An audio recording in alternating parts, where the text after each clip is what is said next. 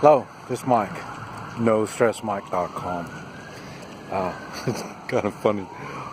I'm here in Acapulco. There's the bay in Acapulco here.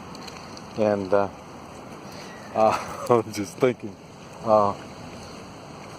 you'll see there's a, where is it here? Yeah, you see that? An old boat. And it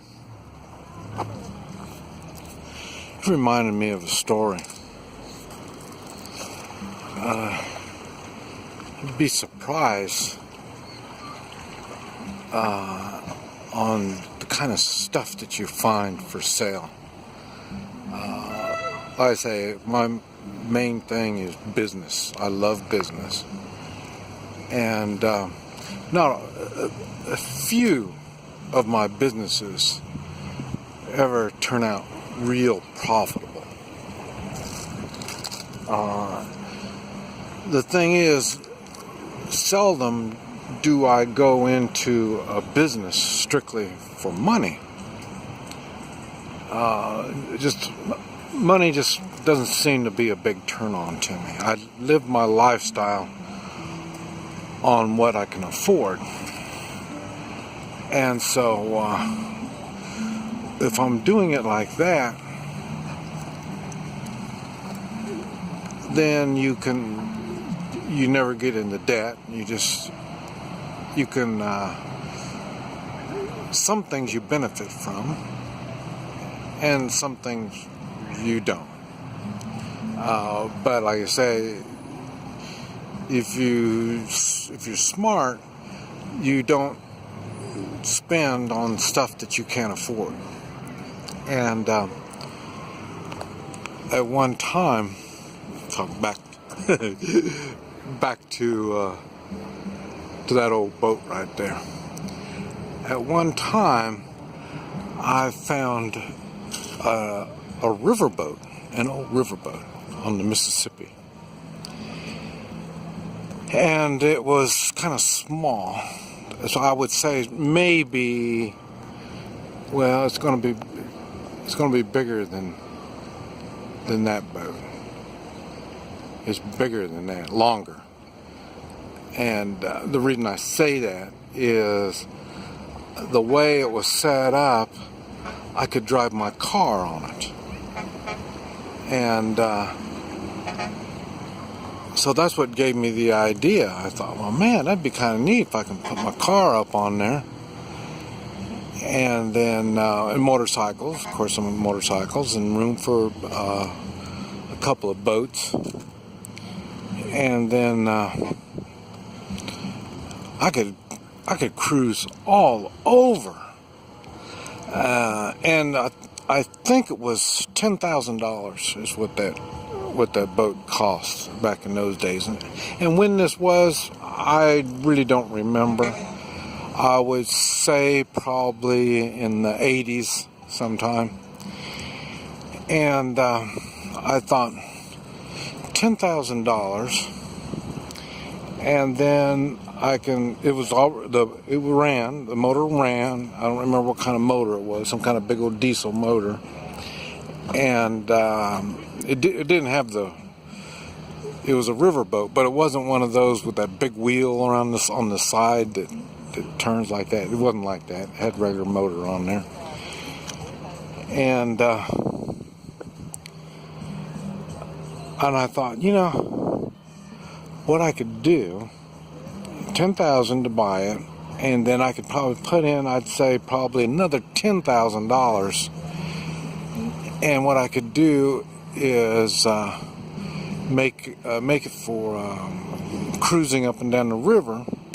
And at that time, I had restaurants and stuff like that. So I had the equipment, I had the knowledge, and what I wanted to do was serve dinner on this. Maybe a 2 or 3 hour cruise on this riverboat and go up and down the river. There's a fish. See the fish over there? and go up and down the river. And I thought, well, this way, I could charge so much, for each person. They come on board and they eat, and then, I could profit from all that, and then pay off my boat, and then I'm ready to. Once my boat's paid for, well, then I can move on the boat. I'll live on there. And what's funny is my wife didn't know how to swim, and she wasn't real comfortable on water. And what was really funny is she never told me no. And she's always been real supportive on all the weird things that cross my mind. And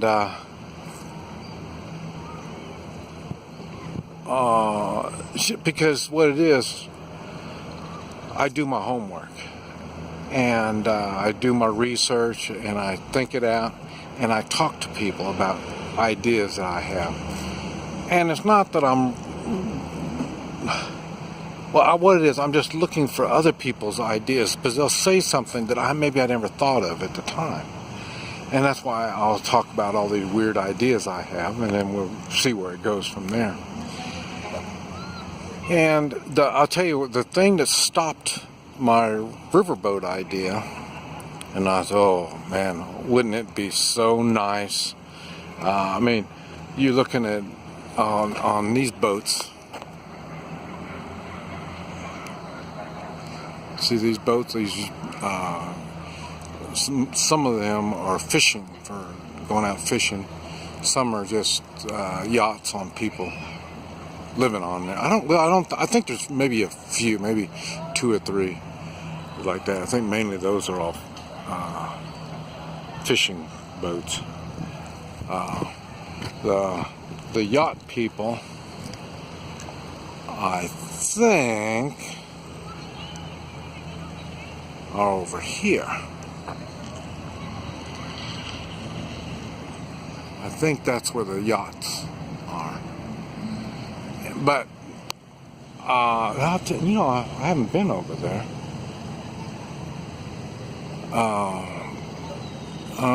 But anyway, I don't know if there's anybody living on those things. I haven't seen anybody over there. But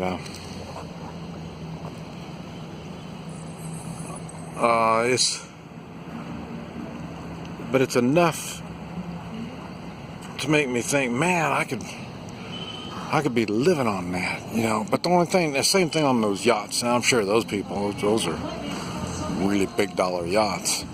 I'm sure they have a place for cars and stuff like that. But if I'm going to live on the river, I want to be able to take my car with me. That's why I thought it would have been such a good idea. And but the only thing that came up, it came to the point, I guess, when you have little boats like these little boats, like these kind of little boats. In the United States, you have to have a license for everything. I'm probably sure they do it here too, even though I don't. You see those numbers there on that? Every boat in the United States has got them. Now, these don't. A lot of them don't have numbers on them. So I don't know. But anyway, in the United States, everything is regulated. So come to find out, if you have a boat bigger than one of these little boats on the river, you have to have a special license. And what it was, a riverboat license. Needless to say, I didn't have one.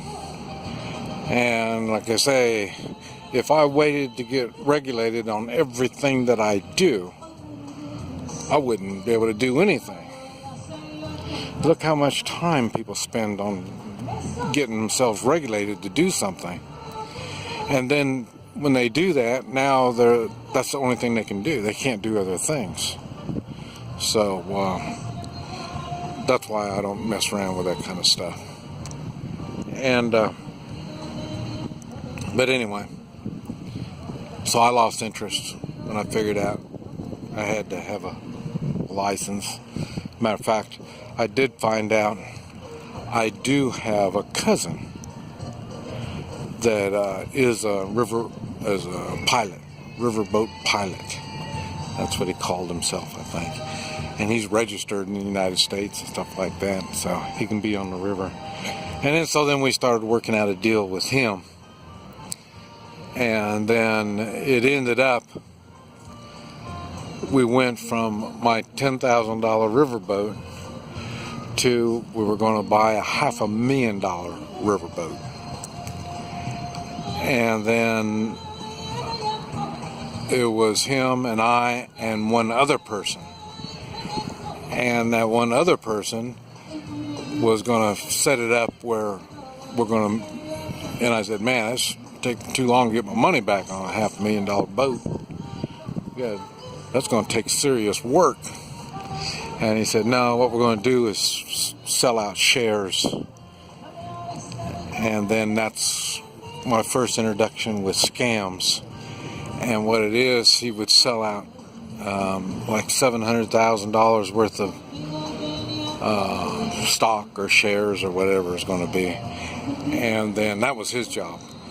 And then that'll be enough to pay for the boat and do all that stuff. And then we'd all make like $100,000. And then we weren't going to make money. I told him, and then I started putting the pencil and paper to it. There's no way you're going to profit on that thing. It's going to take years to do it. And he said, well, it won't make any difference because we'll have our money first thing. Then we can go bankrupt after that. So that's when I learned about scams.